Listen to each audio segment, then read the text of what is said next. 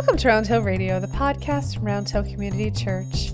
Through our conversations, we discover the holy in the ordinary, find moments of grace and peace, and redefine what we're talking about. We talk about faith. Good morning, Ed. Good morning, Leslie. How's it going? So far, so good. It's great. How about you? Oh, living the dream. Keep living it. Keep living it. So, today we're talking about a pretty fascinating topic. Yes, we are. Because I know very little about it. So I'm going to learn alongside all the rest of us, which is Pentecost. Happy Pentecost. Happy Pentecost? Is that a thing we say?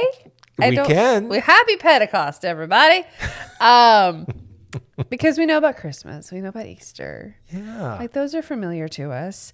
Pentecost, I feel like maybe sometimes gets a bad rap.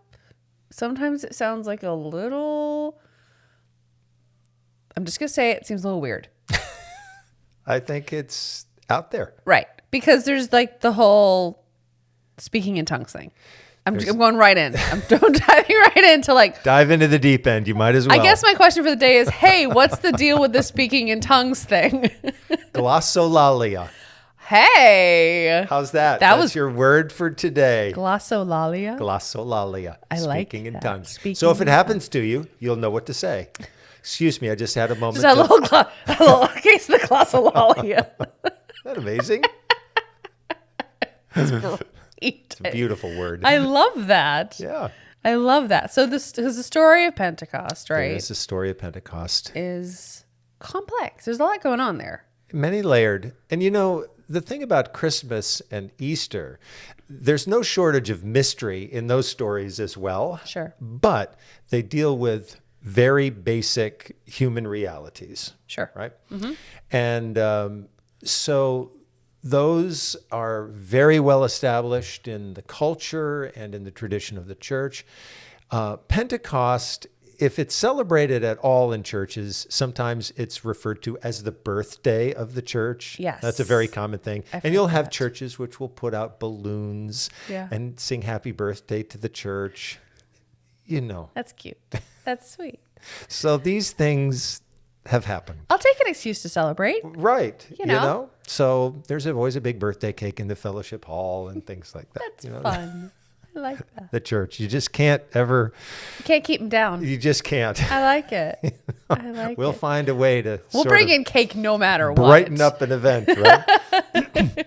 So the interesting thing about Pentecost in its origins is that it's so from the word Pentecost has within it the Greek word for 50. Okay. So there is this sense that it is 50 days out from Easter, which is a tradition in the church known as the Great 50 Days, the great season of Easter. So again, we always try to remind people that Easter is not a day, it's a season, and therefore it's the church evolving.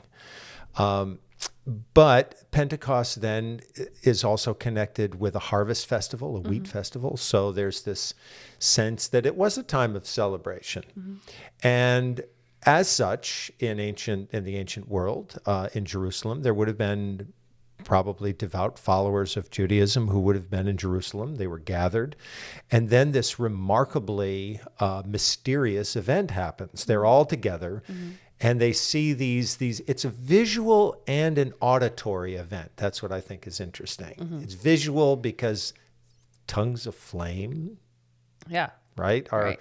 suddenly there, and they're like dancing above, like everyone has their own individual little lighter going on, right? Kind of above their head. Like in The Sims, like a little thing, that's but it. it's fire. Exactly, but Yeah. it's fire. And then there are these, people begin to talk in their native languages, and yet everybody has the ability to understand, which is remarkable. It's like a dream come true. That's very cool. Right? That's what we dream about. Like we can sit in this room in this great international venue context, and suddenly we can understand what everyone's saying. Right. Which is really extraordinary. So it is something that just stretches the boundaries in every possible direction. I had an experience, and I'm not sure if I mentioned this experience as part of one of our podcasts, but when I was growing up, My family and I lived at the very end of a dead-end road. And there was one day when it was on top of a hill. We had this marvelous view of a lake below. And it was a very still, calm day. Crystal clear sky, beautiful. The green of the grass was so vivid. I can remember all of this. And then there was this just remarkable sound, which sounded like wind. And this is, of course, part of the experience of Pentecost, right? That there's this sort of gush of wind that happens. So it's also a forceful natural event. That's the other thing that takes place. So this lasted for a very short space of time. And there were several family members present. Everybody registered this, but sort of looked at each other like, that was strange. What was that? And then we just sort of dismissed it. A little bit later in the day when we went outside, I can't remember who saw this first, but someone came in and said, everybody ought to come outside and take a look at this. And the patio furniture, which was not exceptionally heavy, but heavy-ish, had been, you can only think, lifted up and tossed out into the field behind our house. Wow. So, no one could begin to fathom what that was all about. And I remember my mother calling the Schenectady County Airport to say, hey, was there anything reported this afternoon, weather-wise, that was a little out of the ordinary, like way out of the ordinary? Right. And of course, there was nothing, but it was an event that we never resolved, never understood. Wow. Yeah, it was really very, very mysterious. So I have always connected Pentecost with that event. And so something happened in the life of the early church that galvanized it and gave it a sense that it had not only, its physical presence, but there was an essential intangible, the Spirit. That's what happens at the Pentecost. The Spirit really kind of gushes forth and united this very disparate group of people into one body. And that's really why we celebrate. That's why Pentecost is often celebrated as the birthday of the church. I'm not sure that's the best way to configure it, but clearly it was a moment of dramatic transition. And it's woven into the story of the church's unfolding. I mean, yeah, and the Spirit is really what we're talking about, because we just, we had Easter, and then we did the whole episode here on that sort of post-Easter Jesus showing up and then ascension. And so then as sort of a post-Easter church, we're all sort of like, what's next? We're waiting. Right. And so then the Holy Spirit makes an appearance. Makes an if appearance. You will. That's right. It becomes the breath of the church. And it becomes the living, breathing energy of the church. And the Pentecostal church in its foundations was a dramatically interracial, international phenomenon. Really? Yeah. And it really started. Azusa Street in Los Angeles was the beginning of a gathering of people of faith who felt that they experienced a revival of this original Pentecostal spirit. Okay. And then carried that forward. And the Pentecostal church in many ways erased some of the distinctions that have, in a way, plagued the church. It developed in its early years without the hierarchy. It was democratized. It was the Spirit that was guiding things. Nice. So there's a beautiful vision that's really behind that. I'm fascinated by this whole understanding of and presence of the glossolalia, the tongues. Yeah. Because to me, it signifies something that's very deep within us, in which we perhaps have some kind of intuitive understanding of one another, beyond the differences that separate us. Right. And what the Spirit does is call that forward. So beyond that, I have not a clue about what's going on there, and I've never heard it. I've had colleagues who have been present when people have spoken in tongues and have described that to me as listening to someone speaking in a language that's completely unfamiliar. Yeah. It's interesting to me that actually speaking in tongues became a problem for the early church. because apparently some people could do it and a lot of people could not. And they developed a little special inner circle, right? Yeah, not good, not good. And in Paul's letter to the Corinthians, he actually had to say to the church, you've got to stand down from your, Relax. super glossolalia speaking powers, because if you're speaking in that and a lot of other people don't have a clue about what you're talking about, that's not good. Sure. And so he really has to address that in one of the letters. And it just seems so odd for us to think about this as being a pastoral problem. Right. Like we argue over the color of the rug on the parlor floor or something. That's what most churches argue about. But Sure. here's what the early church had to deal with. Yeah. Tongues. Can I go back a little bit? Because I'm curious about the 50 symbolism, because I know we hear about 40 a lot. Yeah. As this transformational number. Mm-hmm. Is there any special symbol? Yeah. Why 50? Why, is that why it's called Pentecost? Because it's 50 Yes. days? That's where the name comes from? Yeah, so the word penta, out of the word Pentecost, signifies 5. So Right. the 50 comes from there. And I don't know exactly why. So it is interesting, right, that it's a new number. Right. It's not like the strong tradition of the 40. Right. But the wheat festival, or the harvest festival that was celebrated, was also a time of celebrating the giving of the law from Moses, from God to Moses at Sinai. So there's also that dimension. And the fact that the Spirit comes, indicates that the Spirit is continuing to speak, but it doesn't come with the giving of specific laws. Mm-hmm. So you do get the sense that something very new is happening, building on the old traditions, but it's not the same thing. It's not pointing back to them necessarily. Maybe that's an interesting message for us living through this particular phase of the pandemic, where there is a very strong impulse to nostalgia. Sure. And, hearkening back to the past. And you can see this happening in churches. We're really desperate to say, what did we like before? Mm-hmm. What felt good before? Yeah. Right? What felt secure? And I really appreciate that. I really do. And actually, I'm kind of a nostalgic person in general. And I noticed that a lot of the television series that have come out in the last few years, have been, many of them have been set sort of 50 years ago, right? Yeah. Because that's kind of I think for nostalgia purposes, that's what you want. You sort of look back 50 years. I think so. Right? Yeah. And kind of disturbs me that looking back 50 years and I'm thinking, yeah, that's when I was kind of little. Yeah. No, I understand. Seems like a long time ago. Yeah. It hurts. No, I understand. It hurts is what it does. I'm with you. I completely understand. Yeah. Well, and as apparently I've been categorized as a nostalgic millennial. I love your description of yourself as a nostalgic millennial. I did not give myself that description.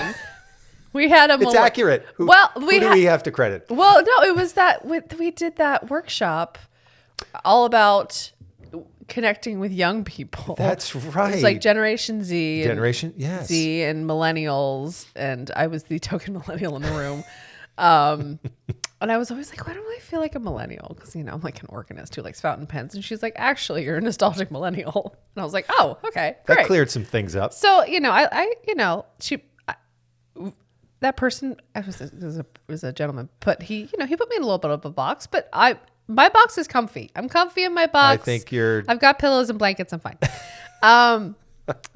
But yeah, it's a funny thing. This whole, I feel like I'm like, come on in, everybody. The water's warm. Nostalgia's great. Yeah. It's fine. Would you like to take a turn on my typewriter? Like, it's okay. Sure. It's all fine. Well, I think you're asking an interesting question about the notion of the 50 days. Yeah. And so it's really the distance from Passover to this harvest festival. I see. That's what defines the 50 days. Yeah. So, but Christianity then incorporates that and makes this distinction. So now we go from Easter to Pentecost. Right. And I think one of the things that's to be considered about the Spirit is that it's always leading into something or it's often leading into something that's new. Right. And so it's not about drawing us to the past. Not entirely. There is a very interesting passage in the Gospel of John where Jesus is preparing his disciples for his death. And he says, he essentially says that he's going to give them he said, I will give you another advocate whose name is the Spirit. And he will help you to call to remembrance everything that I've taught you. So the Spirit has the function of calling to remembrance, kind of keeping in play in our minds the things that Jesus said, his instruction, his wisdom and stories. On the other hand, the Spirit is also ushering us into a world that we don't know. And so it brings us into the unknown. And we can't control it. I think that's the operative thing, right? Right. It's something we can wait for it. We can position ourselves for it. We can be receptive to it, but we cannot control it.